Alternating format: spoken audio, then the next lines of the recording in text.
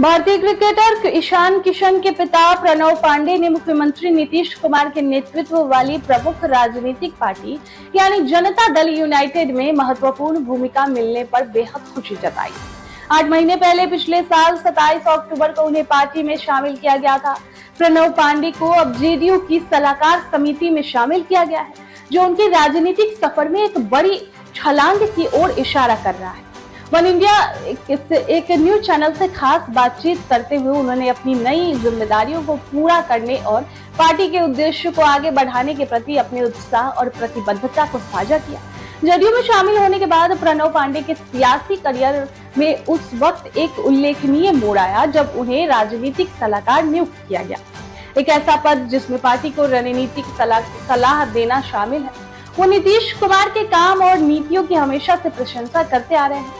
प्रणव पांडे ने अपने प्रतिबद्धता और अपनी राजनीतिक आकांक्षाओं पर नीतीश कुमार के नेतृत्व के प्रभाव को उजागर करते हुए कहा कि पार्टी ने एक महान जिम्मेदारी दी है, जिसे पूरा करने के लिए मैं कोई कसर नहीं छोड़ूंगा। मैंने जब से राजनीति में रुचि ली है, नीतीश जी के काम को देखकर मैं बेहद प्रभावशाली हुआ हूँ।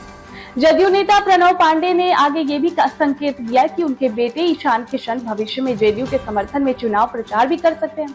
अब ईशान का मुख्य ध्यान अपने क्रिकेट करियर पर है, लेकिन प्रणव का मानना है कि उनका बेटा पार्टी के लक्ष्य को आगे बढ़ाने के मद्देनजर राजनीति में सक्रिय भूमिका निभा सकते हैं। प्रणव पांडे ने कहा कि अगर क्रिकेट से ईशान को फुर्सत मिली तो वो चुनाव के वक्त जेडीयू के लिए प्रचार भी कर सकता है। सियासी गलियारों में ये चर्चा तेज हो चुका है कि आगामी चुनाव में प्रणव पांडे चुनावी दांव खेल सकते हैं क्या।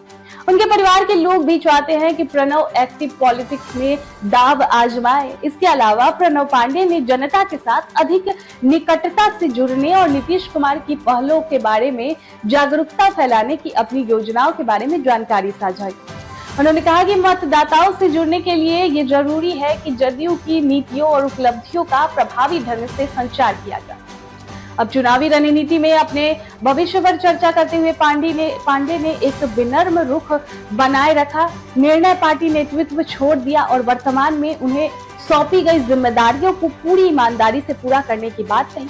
जेडीयू के कार्यकारी अध्यक्ष संजय झा ने प्रणव पांडे को पार्टी में नई जिम्मेदारी देने पर कहा कि बिहार की प्रगति की नई इबादत लिखने के लिए साथ मिलकर काम करेंगे।